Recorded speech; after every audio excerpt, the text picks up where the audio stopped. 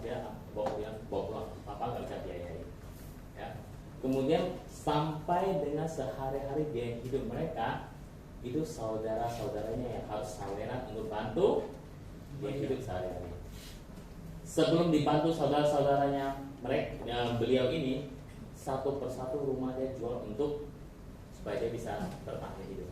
Dan dia kenanya 2 tahun. Ya. Sakit rumah sakitnya itu tadinya pakai ke Singapura. Karena uang habis, pulang ke Indonesia. Uang habis lagi, bawa pulang ke rumah. Akhirnya meninggal, Pak. Tapi apa yang terjadi? Aset ini dia jual satu persatu. Jual. Jadi kalau kenapa saya ngomong adalah aset protek, karena pengusaha itu dia lebih care apa yang dia hasilkan yang sudah dia beli. Ya, kalau karyawan penghasilan utamanya ya dari gaji, jadi saya bilang income. Jadi kata-kata itu sebenarnya adalah untuk membuat mereka lebih care tentang apa yang mereka hasilkan harus dijaga. Anggap baik, tapi endingnya dua-dua ini sama, menghabiskan apa yang mereka sudah kumpulkan. Cukup menjawab, Pak? Oke. Ada lagi? Ada lagi sebelum kita lanjut? Yes.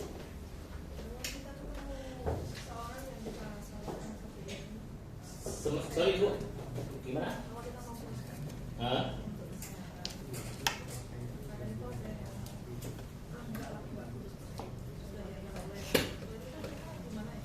Oh, biar Tuhan yang ngatur ya. Oke. Saya pernah ketemu beberapa yang seperti itu. Oke. Tapi mungkin ngomongannya mirip-mirip. Jadi dia bilang gini, kalau asuransi saya lebih percaya Tuhan aja. Ya, Tuhan sudah mengatur segalanya. Dan saya tidak expect setelah saya jawab saya akan dapat dia jadi nasabah loh ya. Saya tidak expect. Saya cuma ingin dia mengerti bahwa yes itu betul, tapi segala sesuatu juga perlu perjuangan usaha. Jadi saya ngomong gini, saya setuju sih Pak dengan apa yang Bapak ngomong. Kebetulan yang saya ketemu adalah sama Bapak-bapak. Kemudian saya bilang, Pak, saya mau tanya, kalau boleh saya tanya satu hal. Waktu Bapak keluar dari rumah, itu pintu dikunci nggak ya Pak? Saya bilang, ya kunci lah. Lah kenapa dikunci ya Pak? Hah? Kan Tuhan sudah pasti jaga. Kenapa harus kunci lagi kalau Tuhan sudah pasti jaga? Buat jaga-jaga, betul nggak Pak? Betul ya Pak ya? Terus Bapak waktu nyebrang jalan, lagi mau nyebrang jalan di mobil banyak ya, Bapak langsung nyebrang aja atau lihat kiri kanan dulu? Kalau Tuhan jaga mah nggak usah lihat lagi Pak, langsung jalan aja. Betul nggak? Dia bilang, ah lu gila Mas. Maksudnya sambil bercanda dikit. Betul nggak Pak? Kita harus waspada. Walaupun Tuhan sudah jaga kita. Demikian juga dengan kita beri asuransi, bukan berarti kita tidak percaya Tuhan. Bisa jadi hari ini menurut Bapak, saya ketemu Bapak, Tuhan tahu tidak? Tahu lah. Kalau dia tahu, kalau nggak baik kenapa dia izinkan saya ketemu Anda? Ya, tapi ngomongan itu sekali lagi bukan membuat dia beli ya. Itu hanya untuk membuka pikiran. Nah, kalau orang pikiran terbuka, mungkin dia, oh iya, ayo coba kamu cerita apa sih? Contohnya seperti itu loh. Ya, terjawab lah Ibu. Ya, terjawab ya. Kadang-kadang kita cukup aja dengan dia terus, jangan terlalu serius ya. Coba aja. Supaya dia tahu bahwa kita bukan orang yang nggak percaya Tuhan loh ya. Percaya 100%. The problem is Tuhan juga bilang, ya, gue udah kirim si Hari datang, lu dong yang nggak percaya, gitu kan ya. Oke? Oke, lagi. Ini jadinya class standing objection ini. Yes.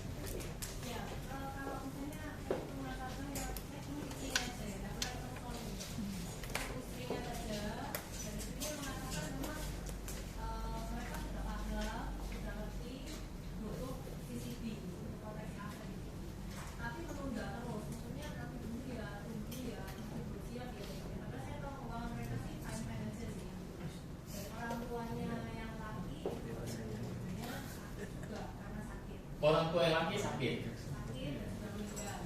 Karena sakit. Cuman mereka bilangnya saya tahu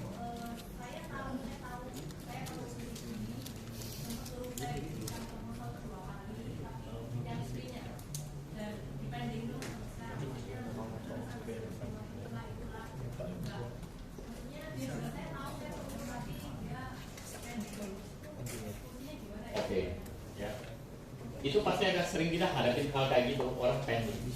Kalau saya tipenya, saya bukan tipe suka yang nge-push, ya. Misalnya dia udah pending saya, terus setiap hari saya hubungi dia, itu bukan tipe saya. Karena saya juga nggak suka di push. Tapi saya akan selalu jaga hubungan sama orang ini. Oke, mungkin barangkali seminggu sekali, 2 minggu sekali pasti saya akan kontak dia. Karena kontak pun saya tidak dalam konteks ngomong tentang asuransi yang kemarin CCB itu, ya. Saya hanya ingin make sure dia selalu masih ingat saya dan ingat apa yang dulu kita ngomongin. Sesekali saya akan ingatin dia, ya. Nah, memang kadang-kadang ada timingnya orang belum siap, bisa jadi banyak hal. Kita tidak tahu apa hal yang membuat dia tidak langsung take action, ya. Tidak ada satu formula khusus. Ini loh tekniknya supaya orang langsung ambil action. Karena ambil action bukan di kita, itu adalah di dalam apa setelah dia siap. Nah, untuk tahu dia siap atau tidak, bagaimana caranya? Mau tidak mau kita harus selalu kontak dia.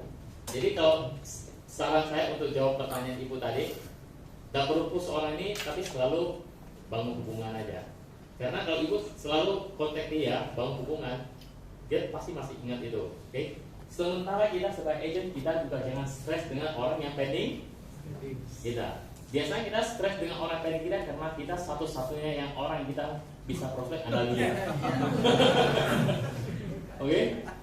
Kalau kita punya, maaf ya teman, kita punya 30 orang yang tunggu kita untuk datangin, kita akan stres dengan satu orang pendingin kita sudah. Tapi saya juga bukan tipe yang kalau saya sudah prospek, saya tinggalin, enggak. Saya juga akan selalu kontak, ya. Saya kemarin ada cerita ya bahwa saya pernah prospek satu orang sudah 2 tahun. Sudah 2 tahun. Karena dia selalu pending, belum bilang iya, saya masih tetap prospeknya selama 2 tahun. Minggu lalu dia baru bilang ke saya, sorry adik, kita sudah putuskan ngambil ayah. Ya, fine, nggak apa-apa. Ya, karena dalam hidup ini ada yang manis, ada yang pahit. Ya, tapi jangan menganggap itu pahit banget terus nggak prospek 2 minggu. Biasa-biasa aja gitu loh, orang bilang nggak sama kita. Betul nggak, teman-teman? So that's fine gitu loh. That's a free world. Ada masalah, setiap ngomong dia selalu bilang, hey, ini dunia yang bebas, ya. So nggak ada sesuatu yang salah kalau orang nggak pilih sama kita. Oke, ibu bisa ya, ibu ya. Keep contact ibu, keep contact. Ada lagi? Ada lagi? Saya kira saya punya waktu mungkin cuma tinggal 10 menit lagi. Yes. Pak, kalau misalnya ada orang punya aset 1 triliun di Indonesia, dia punya usaha tapi tidak utang bank. Kemudian dia sudah menikmati hidup, sistemnya udah jalan, istrinya juga mengikuti perusahaan itu. Jadi kalau suaminya pergi, istrinya yang jalan, dan dia selalu berhasil di situ, dan dia tidak butuhin asuransi, mesti harus bagaimana? Orang ini sudah punya segalanya, betul ya? Oke. Kemarin saya kan di seri leader saya ngomong tentang cerita dokter itu, ini enggak Pak? Ya tapi kan banyak belum dengar ya. Teman-teman, saya pernah punya pengalaman unik. Saya pernah prospek satu orang. Setelah ngomong panjang lebar sampai akhirnya saya menemukan orang ini tidak perlu asuransi apa-apa. Oke? Dia tidak perlu punya asuransi apa-apa. Sampai akhirnya saya bilang, udahlah, kayaknya sudah aja selesai. Dia sudah punya segalanya gitu. Tapi akhirnya saya ingat ada dulu pernah satu speaker bilang gini, kalau kamu ketemu dengan seseorang yang memang sangat qualified, tapi kamu tidak menemukan kenapa dia harus punya asuransi, tanya satu pertanyaan terakhir. Tanya satu pertanyaan terakhir. Dia sudah kaya, dia sudah mapan, anaknya juga sukses, dianya sudah nggak butuh apa ini itu lagi, oke? Tanya satu pertanyaan. Ya, Pak, Bu, Ibu hari ini sudah sukses, Bapak hari ini sudah begitu berhasil. Tapi boleh nggak saya tanya satu hal, Pak? Boleh nggak saya tanya satu hal itu? Apakah ada hal-hal yang Ibu ingin lakukan tapi belum terwujud? Pak, Bapak sudah begitu sukses, ya? Kayaknya semuanya sudah ada lah, Pak. Saya boleh nggak saya tanya satu pertanyaan, Pak? Apakah ada hal-hal yang ingin Bapak lakukan tapi belum terwujud? Oke? Coba dengar dulu. Dulu saya punya satu kasus adalah saya ketemu seorang dokter, ya. Dokternya sudah usia 60. Dia beli yang namanya PIA. dengan agent kita, agent saya. Jadi saya penasaran, dokter usia 60 mestinya sudah sebentar lagi pensiun gitu, ngapain gua beli investasi? Itu adalah produk yang gak cocok buat dia, karena dia bukan perlunya produk investasi. Jadi saya bilang ke agent saya, kamu kalau mau ngantar polis, saya mau ikut, karena saya mau kenalan dengan si dokter itu. Nah waktu dia ngantar polis, saya ikut, mulailah kita ngobrol dengan si dokter.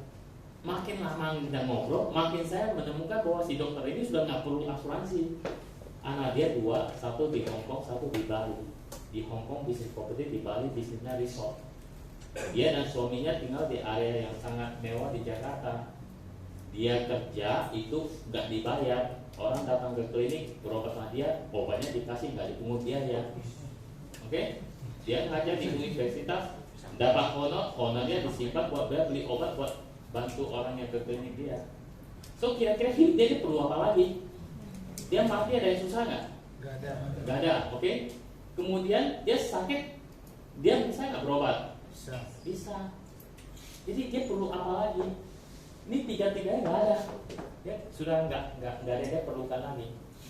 Oke? Tapi saya tanya pertanyaan terakhir itu, dok, kayaknya dokter udah sukses luar biasa, anak-anak juga sudah berhasil, ya. Tapi kalau boleh saya tanya satu pertanyaan, apakah ada hal yang ingin dokter lakukan tapi belum terwujud? Waktu itu ya, dan dia jawab gini, oh ada Hadi, ya, ada hal yang saya mau lakukan tapi belum terwujud. Apa itu? Dia bilang, kamu tahu nggak yang namanya bot gaya? Bot gaya. Gak ada yang tahu bot gaya. Saya tanya ulang sekali, adakah yang tahu bot gaya? Gak ada ya. Adakah sisinya agama Buddhis? Tahu nggak sih data Gautama waktu dia mencapai penerangan sempurna di mana? Hah? Pombodi itu ada di mana? Bot gaya. Jadi bot gaya itu nama satu tempat, ya. Waktu si dokter itu bilang, kamu tahu nggak bot gaya? Saya tahu. Kenapa dengan bot gaya, dokter? Ini di bot gaya setiap tahun itu banyak sekali peziarah yang datang. Ya, bot gaya itu tidak seperti Mekah, tidak seperti Israel, ya, yang ada banyak hotel, yang ada banyak oke. Bot gaya itu sebenarnya tempat kayak satu tempat ziarah, ya. Banyak sekali orang dari seluruh dunia datang, dan di situ banyak donatur yang membangun tempat untuk peristirahatan. Nah, orang kalau datang ke sana habis ziarah bisa istirahat juga. Nah, dia punya keinginan bangun tempat di situ. Oke? Pertanyaan berikutnya, kenapa tidak bangun aja? Rasanya dia duit ada. Betul nggak? Ya. Nah, itu titiknya di situ. Dia tidak mau pakai uang keluarga, karena dia sama suami beda keyakinan. Jadi kalau pakai uang keluarga bisa jadi bertengkar, ya, dan nggak enak lah, ya. So dia bilang, itu yang masih saya lagi pikir gimana caranya saya mau kumpulkan uang untuk saya bisa bangun. Usianya sudah 60, kira-kira masih kekumpul nggak? Sulit, betul nggak teman-teman? So saya bilang ke dia, dok, kalau ada satu ide hari ini, tiap bulan dokter bisa sisihkan uang, ya. Kalau syukur-syukur waktunya sampai, uangnya terkumpul, kita bisa bangun itu tempat, betul ya? Tapi kalau ternyata umur kita nggak sampai, uangnya juga belum cukup, tapi tempat itu tetap bisa terbangun. Kalau ada ide seperti itu, kira-kira menurut dokter baik nggak? Ya, dia lipat tangan dan bilang, kamu mau buat saya asuransi. Oke. Kemudian saya juga tanya dia kembali, ada cara lain nggak dok selain asuransi? Ada cara lain nggak selain asuransi? Hah? Dia nggak jawab. Dia cuma tanya saya harus bayar berapa sebulan? Nangkep nggak teman-teman? Ya, kita closing case itu teman-teman. Oke, nilainya nggak seberapa, tapi itu sesuatu yang berarti buat si dokter. Dia tahu alasan kenapa dia beli itu. Dia tidak perlu masuk bulan nggak masalah. Dia juga tidak perlu mikirin tentang penghasilan dia. Dia juga sudah nggak punya kewajiban. Tapi ada satu keinginan yang bukan di dalam segitiga ini. Ya, bukan lagi ada di dalam konteks kalau dia kenapa itu. Dia ada satu keinginan yang tadi saya bilang, Nah, kadang-kadang case seperti ini itu nilainya itu bisa besar sekali. Karena yang namanya keinginan itu sosial sifatnya. Itu nilainya bisa besar sekali. Ya. Yes. Itu yang segitiga, yang kewajiban itu apa harus ini kan kalau kita kan kayaknya PPH, CP sama jiwa apa nggak harus? Apa cuma disebut? Kenapa? Kewajiban itu apa lingkem apa boleh kalau CCP? Oh, lingkem. Saya biasa lingkem. CCP itu biasa seni. Kalau di kewajiban yang cicilan itu kan masih CCP. Tadi kan saya bilang itu kan kewajiban, betul? Ya. Cicilan rumah, mobil, tapi akhirnya saya belikannya di sini. Saya tambahkan UP-nya di sini. Karena dia masih hidup. Ngomongnya di sana. Iya. Tapi ini para prinsipnya sebenarnya adalah ketika dia sudah tidak ada, apakah dia timbulkan masalah buat orang lain? Utang terutama ya. Kalau KPR itu kan sebenarnya dia meninggal beres kan? Betul kan? Makanya kan harus CCP. Ya, saya tadi tambahkan ke sini uang pertanggungannya. Betul. Oke, terus tanya. Tadi kan kerjanya kan suami istri. Nah, ini beberapa tips itu ada suami istri, tapi kayaknya itu bingung kapan saat istri ngomong, kapan saat suami ngomong. Takutnya bertabrakan, terus malah matanya si nasabah nggak bisa konsen. Oke. Apalagi mereka punya sifat yang berbeda, maka seperti itu. Oh, siapa nih? Suami sama istri agent ini? Ya. Oh, teman-teman, kalau tidak suami sama istri kita sudah harus kayak sudah harus menyatu. Apalagi kita di depan langsung kita berdebat, wah Lukas. Masalahnya udah berdebat mungkin yang sangun itu ngomong atau gimana janjian? Oke, saya tipenya dominan sebenarnya, ya. Tapi saya sama istri saya kita sudah istilahnya saling memahami lah. Kalau dia ngomong sesuatu saya nggak akan, nggak begitu, nggak boleh itu. Walaupun benar pun tidak boleh. Kalau nambahin juga nggak boleh. Boleh. Setelah dia selesai, saya selalu bilang, Pak, saya nambahin tadi yang jus ini, saya tambahin lagi dikit mengenai ini. Boleh, nggak apa-apa. Tidak boleh berdebat. Dan tidak ada satu cara bagaimana ya supaya tidak saling tambahkan. Sebenarnya ini pasti akan ketemu nanti. Makin sering kita ngomong, makin sering kita lakukan suami istri, lama-lama kita sudah punya feel ya. Bahkan sampai satu titik tertentu saya lihat dia udah tahu saya mau dia ngapain gitu loh. Malah harus kerja sendiri-sendiri. Kenapa? Suami istri kalau lain karakter berarti diterusin terus atau malah harus kerja sendiri-sendiri. Sebenarnya karakter itu bisa kita ngatur. Suami istri itu powerful loh teman-teman. Ya, saya sama istri saya di luar konteks bisnis ya, sebenarnya kita punya karakter yang sama sekali berbeda. Oke, saya tipenya nggak terlalu hangat, dia tipenya itu gampang banget berteman,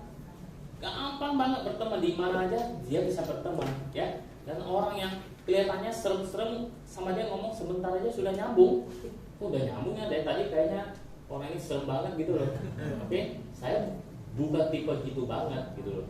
Tapi kalau waktu kita lagi sama-sama ketemu orang, kita sudah punya kesepahaman, ya kita gimana sih? Kadang-kadang kalau saya lagi nggak ada, dia sendiri dia kurang nyaman, karena nggak nyaman ya. Tapi bisa juga dia jalan sendiri juga bisa. Cuma kalau ditanya saya, bagusnya suami istri masing-masing jalan atau bareng-bareng? Menurut saya bagusnya bareng-bareng. Bareng-bareng tuh ada efek yang sangat luar biasa juga di depan nasabah. Dia bilang ini suami istri kerjanya cuma di sini loh, nggak ada di tempat lain. Ya, kalau suaminya lagi pergi ada istrinya, kalau istrinya lagi pergi ada suaminya. Jadi ada apa-apa kita gampang. Kan mereka berdua udah fokus di sini saja. Oke? Ya. Harus dites, harus dicoba. Nggak bisa bilang ini pasti nggak jalan ya. Pasti harus dicoba dulu. Lama-lama akan menemukan pola. Oke teman-teman, cukup ya teman-teman. Mudah-mudahan sharing ini berguna, bermanfaat, dan kita ketemu lagi nanti di Copenhagen. Sukses buat teman-teman. Oke, tadi teman-teman acara sudah selesai. Ya.